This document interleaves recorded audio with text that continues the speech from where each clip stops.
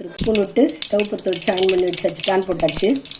நம்ம கடுகு பொரிஞ்ச உடனே வெங்காயம் போட்டுக்கலாம்.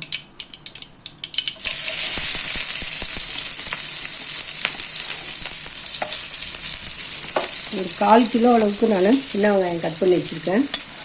வதக்கிக்கலாம். அதை நல்லா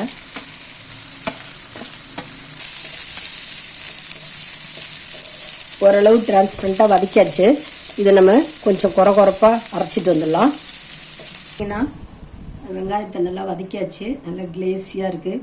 இது நம்ம குறன்னு ஒரு ஓட்டிட்டு வந்துடுவோம். இது தேவையான இன்க்ரீடியன்ஸ் பார்த்திங்கன்னா புளி, மஞ்சத்தூள், மிளகாத்தூள், சால்ட்டு, கடுகும் வெந்தயமும் வறுத்து நுணுக்கி வச்சுக்கோம். அடுத்த வெல்லம். தேவையானவங்க வெல்லம் போட்டுக்கலாம், தேவையில்லைன்னா விட்டுடலாம். இவ்வளோதான் அது தேவையான இன்க்ரீடியன்ஸ். இப்போ நம்ம இதை ஓட்டிட்டு வந்துடலாங்க. குறன்னு எண்ணெய் ஒரு 2 ஸ்பூன் ஊற்றிட்டேன். இதில் நம்ம குறன்னு ஓட்டின வெங்காயத்தை போட்டுக்கலாம்.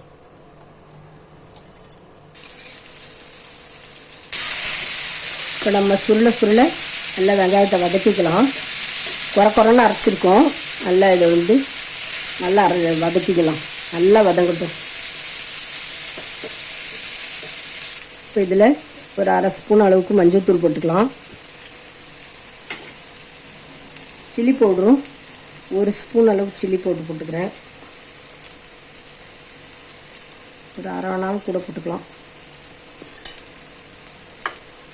சில்லி பவுடரும் போட்டாச்சு. சில்லி பவுடரும் போட்டோம். இதில் பெருங்காயம் கொஞ்சம் 1/2 ஸ்பூன் பெருங்காயம் போட்டுக்கிறேன். 1/2 ஸ்பூன் அளவுக்கு பெருங்காயமும் போட்டாச்சு. நல்லா வதக்குவோம். நல்லா வதங்கிட்டு இருக்கு. இந்த ஸ்டேஜில் நம்ம புளித்தண்ணி ஊற்றிடலாம்.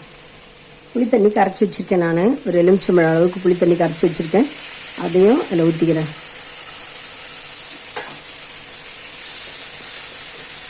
நல்லா சுருண்டு வரட்டும். வெந்து நல்லா சுருண்டு வரட்டும். தேவையான அளவு உப்பு போட்டுக்கலாம். அதில்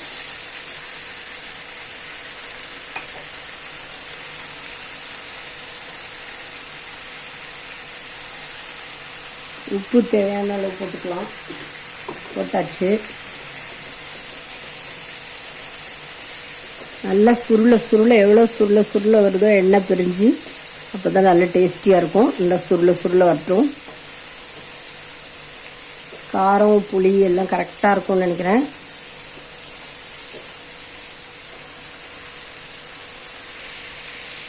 இதில் பார்த்தீங்கன்னா நம்ம எப்பயுமே ஊறுகாய்க்கெல்லாம் வெந்தயமும் கடுகும் வறுத்து நுணுக்கி வச்சுருப்போம்ல. நான் மொத்தமாக நுணுக்கி வச்சுருந்தேன். அதில் 1/2 ஸ்பூன் போட்டுக்கிறேன். 1 ஸ்பூன் 1/2 ஸ்பூன் சின்ன ஸ்பூன், அதனால் இது 1/2 ஸ்பூன் போட்டுக்கலாம். சரி, லாஸ்ட்டில் நம்ம தேவையான அளவு நாட்டு சர்க்கரை இல்லை வெல்லம் போட்டுக்கலாம். ஒரு 2 ஸ்பூன் அளவுக்கு வெல்லம் போட்டுக்கிறேன்.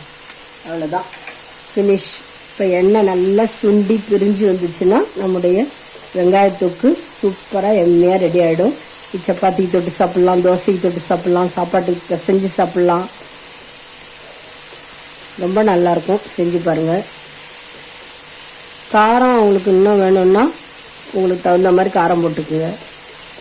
புளி காரம்லாம் நான் கரெக்டாக போட்டிருக்கேன். சின்ன நெல்லிக்காய் அளவு புளி காரம் ஒரு சின்ன 1/2 ஸ்பூன் போட்டிருக்கேன். நீங்கள் உங்களுக்கு தேவையான அளவு பார்த்துக்கிட்டு போட்டுக்குங்க. இந்த எண்ணெய் பிரிஞ்சு வரும்போது நம்மளுக்கு ரெடி ஆகிடுச்சு.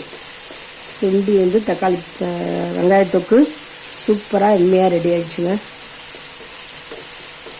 இந்த ஊத்தப்பம், தோசை, சப்பாத்தி எல்லாத்துக்கும் சைட் டிஷ்ஷாக ரொம்ப நல்லாயிருக்கும். சாப்பாட்டுலேயும் பிசைஞ்சு சாப்பிட்லாம். நம்ம வெங்காயத்தொக்கு எம்மையாக ரெடி ஆகிடுச்சு. வெங்காயத்தொக்கு சூப்பராக எம்மையாக ரெடி ஆகிடுச்சுங்க. பாருங்கள், வெங்காயத்தொக்கு சூப்பராக எம்மையாக ரெடி ஆகிடுச்சு. இது சப்பாத்தி, பூரி, தோசை, இட்லி எல்லாத்துக்கும் சைட் டிஷ்ஷாக நல்லாயிருக்கும். சாதத்துலேயும் போட்டு பிசைஞ்சு சாப்பிட்லாங்க. ரொம்ப எம்மையாக இருக்கும். குழந்தைங்களுக்கும் பிடிக்கும். உடம்புக்கும் ரொம்ப ஹெல்த்து சின்ன வெங்காயம். இந்த வீடியோ உங்களுக்கு பிடிச்சிருக்கோன்னு நினைக்கிறேன்.